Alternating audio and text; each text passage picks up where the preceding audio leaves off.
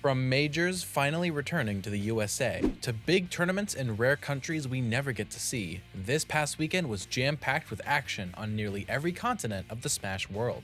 And today, we'll be going over every bit of it. Welcome to another episode of Rister Recaps. I'm your host, Rister Mice, and I bet you didn't expect to see me again so soon. I'm experimenting with a few things in this video, like uploading in the first half of the week, changing around the thumbnail, and most importantly, trimming things down. Since this video is coming out so soon, it's Monday as I record this, that means I won't be able to go over the seeding of the tournaments coming out this weekend since it hasn't been released yet, though I will still be able to go over the notable entrants. Again, it's all part of the experimentation, but we're getting ahead of ourselves here. Before we can take a look at this upcoming weekend, we have to take a look back at this past weekend and see all of the tournaments that went down. And so, without further ado, let's get right into that. The biggest tournament to go down this weekend was Patchwork 2024, and additionally, it was the only major to take place. Patchwork was located in North Carolina, drawing in 330 entrants, and is the first major the United States has seen since Collision, which was about 4 months ago.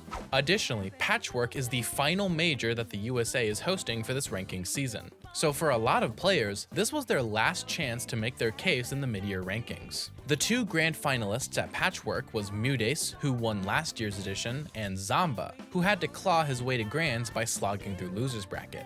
You see, after defeating Sonido and Goblin, Zamba entered into winners quarterfinals, where he then lost a close Game 5 set against Wrath. Interesting, given how Zamba had beaten Sonics at Genesis earlier on in the year. Regardless, Zamba dropped into losers, defeating Apollo Kage 3-1, thus winning the run back from Genesis Black, and entering top 8 from losers side. Once here, Zamba tore through losers bracket, first defeating Peanut 3-1, impressive given the unfavorable matchup, as well as defeating Shattuck 3-1, eliminating the first seed at 5th place, before then moving on and winning the run back against Wrath, this time in a dominant 3-0 sweep. Lastly, Zamba went into losers finals and won a close Game 5 set against Cola to enter grand finals through losers side against Mudace. On the other side of the coin, Mudace had a pretty dominant run through winners bracket, making it into top 8 by defeating Jordan 3-0, Jazo in a close Game 5 set, and lastly, Peanut 3-1. Once in top 8, Mudace defeated Wrath 3-0, impressive given the matchup,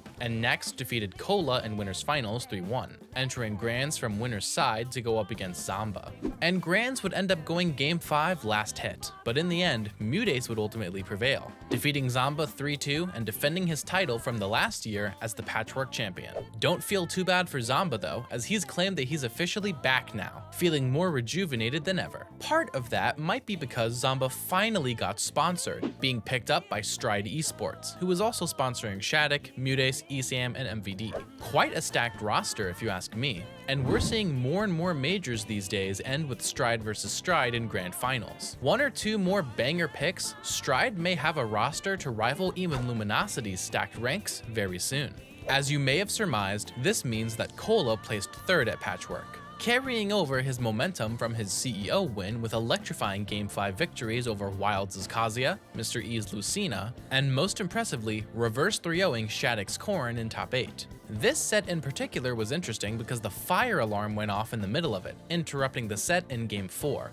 Now, upon hearing that, you may assume that it was some rascal pulling it for fun, but you'd be wrong. I think it's very important to specify that an actual fire did actually start in the building. So yeah, stopping the set and evacuating was absolutely the right call to make. Safety will always be the #1 priority, and if you have to pick between safety and Smashy Bros, pick safety every time.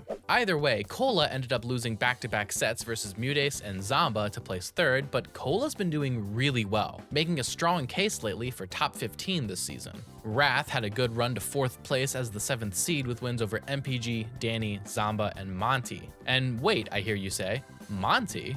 Well, that's right, dear viewers. In what you may consider to be a massive breakout performance, Monty made top 8 at Patchwork. As the 9th seed, Monty got notable wins over Javi on Earth in a Game 5 set, Was Pops Wrong for This 3-1, My Caro Wave, who we'll talk about later, 3-1, and lastly, after losing to Shattuck in winners quarters, reverse 3-0ing Goblin to make losers side top 8. Once there, Monty got one more notable win over Jazo's Ryu in a close Game 5 set, eventually losing another nail-biter to Wrath to place 5th. Our other 5th place finisher is Shattuck, who underplaced as the 1st seed, but at the very least had had by far the most notable clips from the entire tournament, especially in his set against Omega, so that definitely counts for something.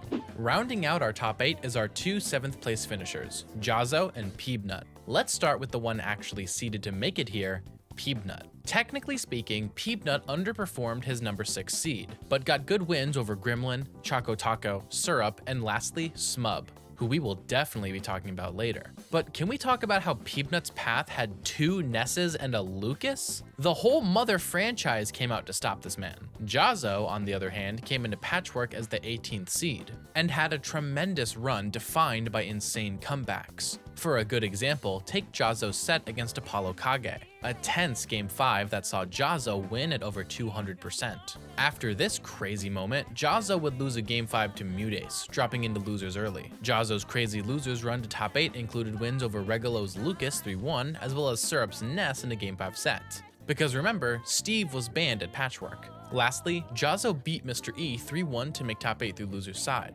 Unfortunately, like we covered earlier, Jazo would lose to Monty in a close Game 5, being eliminated at 7th but making yet another strong statement to close out this ranking season. Now it's time for us to go over some big runs at Patchwork, mostly consisting of our 9th and 12th place finishers. The most notable run of this tournament that didn't result in a top 8 finish has to belong to Smub, the MDVA Ridley that placed 9th as the 35th seed. Early on, Smub lost to Jordan the Wario in a Game 5 set, dropping into loser's bracket. From here though, it was off to the races, as Smub got wins over Blast TD and Minty Flesh, both 3-1, and both the only wins in this loser's run that weren't upsets. Smub then defeated Sunito 3-1 for an upset factor 1 victory, Candle in a Game 5 set for an upset factor 3 victory, Wilds in yet another Game 5 set for an upset factor 4 victory, and lastly, Mugen in one final Game 5 set, which clocked in at upset factor 1. And just when it looked like Ridley was going to make top 8 at a major, Smub lost to Peebnut 3-0 to place 9th. As a finishing note, Smub's region was very enthusiastic about this run, with nearly every single set having a crowd behind it. The second biggest run belongs to Mycaro Wave, an Aegis main from North Carolina, the state that Patchwork took place in, who ended up placing 17th as the 72nd seed. And this placement can mainly be attributed to 3 big wins, all of which were Game 5s. These wins included Bacon the Dr. Mario, Beast Mode Paul himself, and lastly, Regulo's Lucas. The win over Beast Mode Paul was by far the most notable, as it was the second largest upset of the entire tournament, coming in at an upset factor 7. Now, before we move on to solitary runs, allow me to shout out a few players. These players didn't necessarily make huge upset runs, but I believe they had a really good performance that deserves to be highlighted. Mr. E placed 9th as the 20th seed with notable wins over Sen, Anathema, and Mugen in another great performance this year. Goblin placed 9th as the 18th seed with notable wins over Deathspade, Candle, No Tag, and Anathema in yet another performance that signifies Goblin's bounce back into the limelight. Shout out to 2 Lucas mains in Regulo and Choco Taco, both of whom managed to outplace their seed and make top 24. And lastly, a special shout out to Anathema, but not for any placement or upset. Rather, after the tournament wrapped up, Anathema announced that Patchwork was his last event, and he was officially retiring from competitive Smash, forever, effective immediately, with the community coming together to wish Anathema good luck on his future endeavors. Now we move on to the solitary upsets, of which there weren't too many, but the ones that did happen were big. The biggest upset of the tournament belongs to Justin24, a Yoshi main from my home region of Kansas City. In pools, Justin24 defeated Lima 3-1, who was the 4th seed of the entire tournament, which clocked in at an upset factor 8 win, the biggest of the tourney. Now, if you're familiar with the Kansas City scene, you may have seen this one coming, as Justin24 has, let's say, an extensive set history against Deathspade, a top 5 Bayonetta player. Yes, you're reading that right, 163 sets played together at the time this script is being written. Either way, Lima then dropped into losers and got upset again, this time by Icy Mist in a Game 5 set, for an upset factor 4 victory, which eliminated Lima at 33rd as the 4th seed. And the last big upset belongs to No Tag, who defeated Beast Mode Paul in a Game 5 set. clocking in at an upset factor 4, which eliminated Beast Mode Paul at 25th place as the 8th seed. And that's actually it for big upsets, as every other massive upset was either already covered in the big run section or was made by an eventual top 8 finisher. And that's it for Patchwork 2024, the last major in the USA of the 2024.1 ranking season. But it wasn't the only tournament to go down this weekend. Far from it actually, as there were 2 B tiers that also took place. And we'll be traveling over to Switzerland to take a look at the first one, Swiss Dome.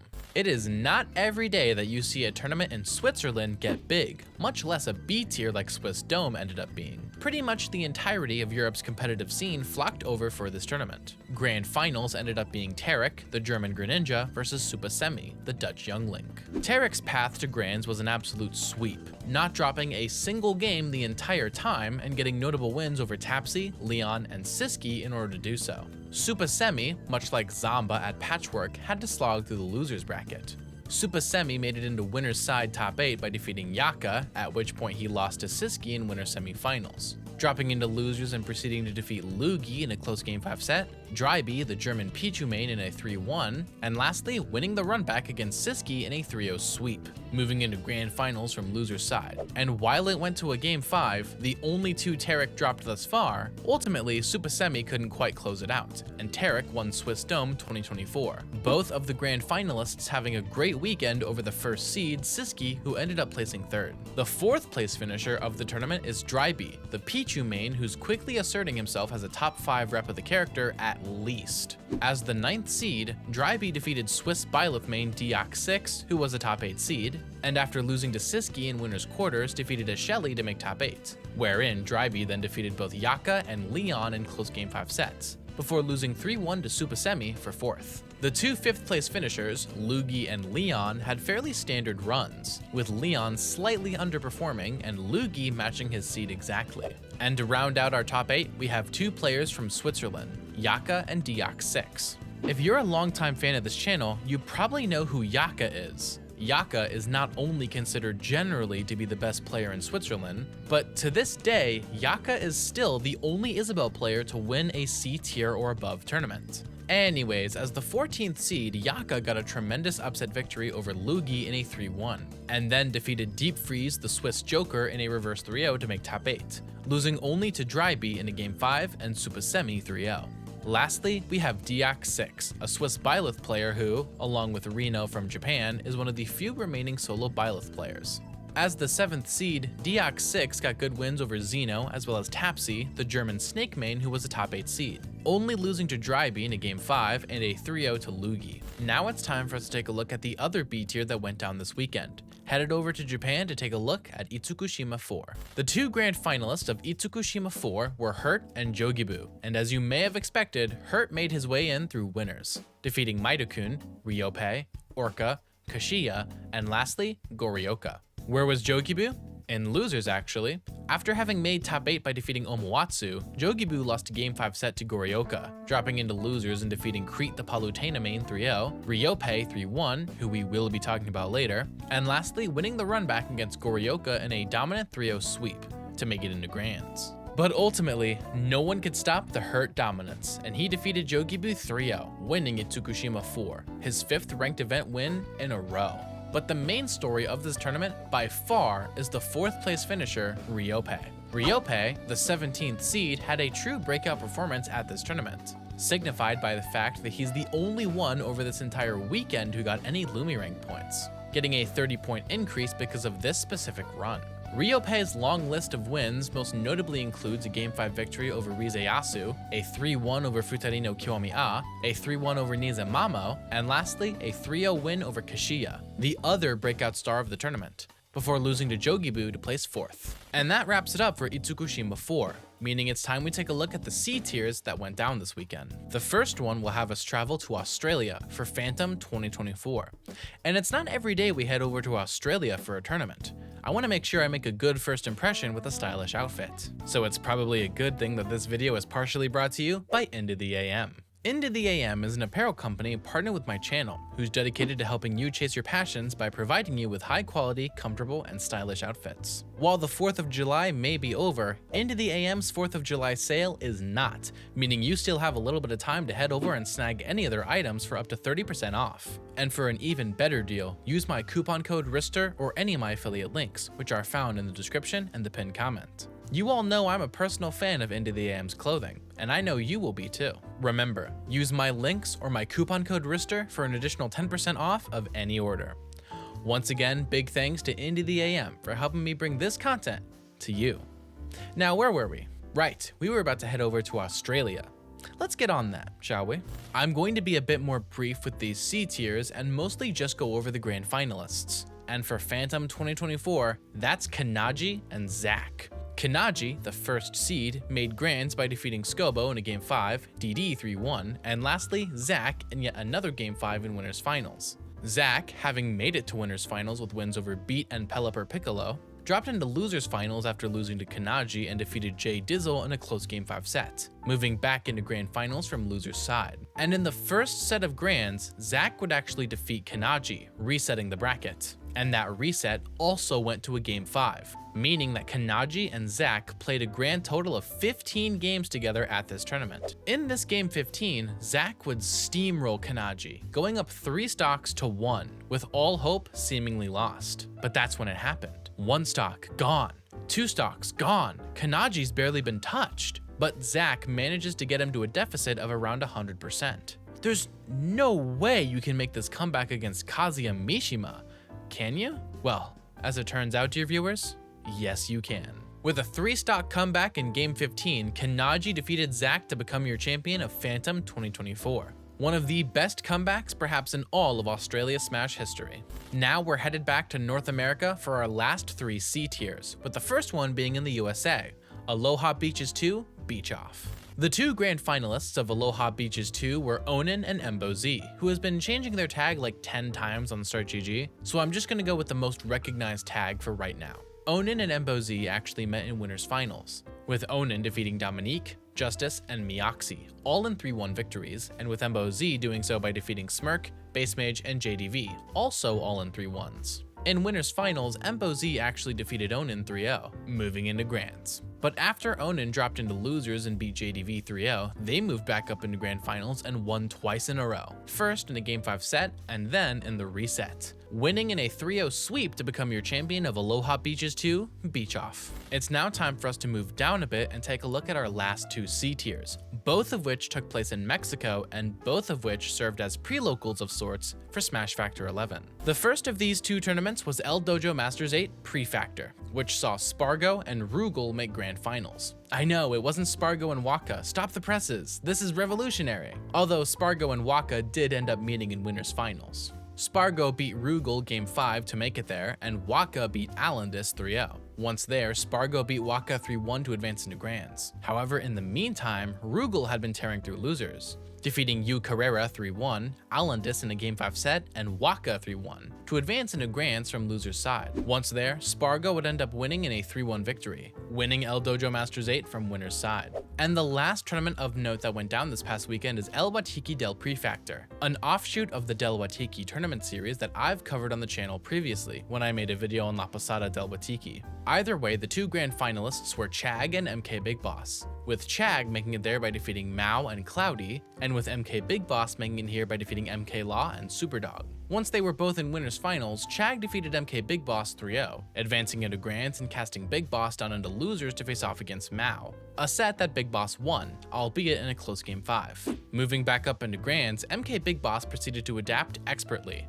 winning 3-0 in Grands and 3-1 in the reset to win WaTiki Del Prefactor as the 3rd seed. That wraps it up for every tournament of note that went down this past weekend. It's now time for us to look ahead at tournaments going down this weekend, and like I said at the top of the video, the fact that the seeding hasn't been released for most of them means that I obviously can't cover it. But I'll still be able to go over the notable entrants, so let's get into that. The largest tournament going down this weekend is Smash Factor 11. Actually, technically speaking, it's S Factor 11 now. They had to rebrand their tournament for the exact same reason Super Smash Con rebranded to Supernova. Nintendo guidelines regulate that you can't have the word Smash in your tournament tournament name. But unlike Supernova, S Factor 11 is just close enough to the old name that I think people are going to take a long time to adjust, if they even bother adjusting at all. S Factor 11 is special because it's the only tournament that has their seeding out at the time I'm writing this video, so it's the only one we can cover in depth. Oh, and also it's an S plus tier, aka a super major, but you know, that's obviously secondary. The top 8 seeds from descending order are Spargo, Sonics, Tweak, Light, Shattuck, Zamba, Gluttony, and Ashimo. However, it's very important to add that right now, Tweak is expected to DQ from the tournament and probably won't make it, along with Base Mage and Peckham, who are also expected to not show up. What's so crazy about this tournament is that it is so unbelievably stacked that I'm expecting like half of this top 8 to get upset, if not more. In fact, in order to disregard any pretense that this seeding will hold up at all, here's the seeding graphic of the top 64, made by Wist on Twitter. Let me know down in the comments below who you think is going to go on a massive run, because let me tell you, there are 63 valid answers. But S Factor 11 isn't the only major going down this weekend. In fact, there's 2 more, both of which are going down in Japan. And yes, Japan had absolutely no trouble getting 2 majors to happen on the exact same day. Hey, don't complain to me, I'm just the messenger. Neither of these tournaments have their seeding out yet, so let's just go over notable entrants. The 2 majors are Sumobato SP49 and Seibugeki 17, and the favorites to win are quite obvious, as we can see that Miya is attending Sumobato and Hurt is attending Seibugeki. Given the seasons that these 2 players have had, it'd be more surprising if they didn't sweep it. So let's go over the competition for second place. At Sumobato, a few names stand out as likely to make top 4. Those names are Raru, Yoshidora, and Doramigi. And despite Doramigi being one of my favorite players, I have to admit he's the most vulnerable to upsets, just due to the nature of Min Min being a volatile character. Other than that, the trio of Ryuo, Shirayuki, and Snow will also likely make a big run, especially given that Shirayuki has been on back-to-back breakouts these past few majors. And lastly, look out for Ron at Sumobato. He's an elusive player to be sure, but when he does show up, he pulls out all the stops. So be prepared for multiple Yoshis to make top 8. The other tournament, Seibugeki 17, notably has Ken and Shuton attending. We haven't seen these 2 players at a major in what feels like forever, but they're still a really safe bet for top 8. Other than that, Toriguri and Tamapi Daifuku feel like strong contenders, as does Yaman Action. Lastly though, keep an eye on Goryoka, as he's been having some strong performances lately. Canada is hosting a B tier this weekend, Solar Flare 2024, and the notable entrants include Riddles, Jazo, and Syrup. And in all likelihood, one of them will probably win, with my personal bet being on Riddles. And lastly, the United States is hosting a tournament called Critical Mass, with The Buzz as the clear favorite to win among other contenders like Just Blue, John Numbers, Juanpi, and DM. But hey, wouldn't it be funny if John Numbers won? I mean, I believe. And that wraps it up for every single notable tournament going down this weekend. And since I don't have any miscellaneous news, that's going to be it for our show today. Leave a comment down below talking about who you think will win S Factor 11 and who on that graphic of 64 players will make a big run. No matter who wins though, this weekend of a super major and 2 majors all going down at the same time will certainly be one to watch. As far as today goes though, that's going to be it for today's video. Before I go, shout out to my patrons at Laster, Logan S, Persapalm, Wawa, Mr. Sinister, Happy Feet, Ocean Man, Mistybot, and my 2 patrons Iltis, Damablaze, and Ben L. Additionally, shout out my YouTube members Teacher Jr., Defective, Boston R, Goddess B, Kirby Fan, Nexus, Loco Soko, and my 2 members Mike G, Wu-Tang Forever, and Stormtrooper. Lastly, extra special thanks to my tier 3 supporters Fat Blizzard, who says Big Deal make it out of a slump, Avadoon, who says Mr. Rice is the Go to Smash content, Iltis, who says MK Leo always comes back, and Grant I Am. If you want to support me using any of these methods, links are in the description down below. Don't forget to use my coupon code RISTER in order to get 10% off of any order from Indie the AM. And lastly, I want to give one last sincere thanks to Let Me Fly for their continued support of my channel. Link to their Twitter page is also in the description. Don't miss my next upload. But until then, I've been Mr. Mice, and thank you all so very much for watching.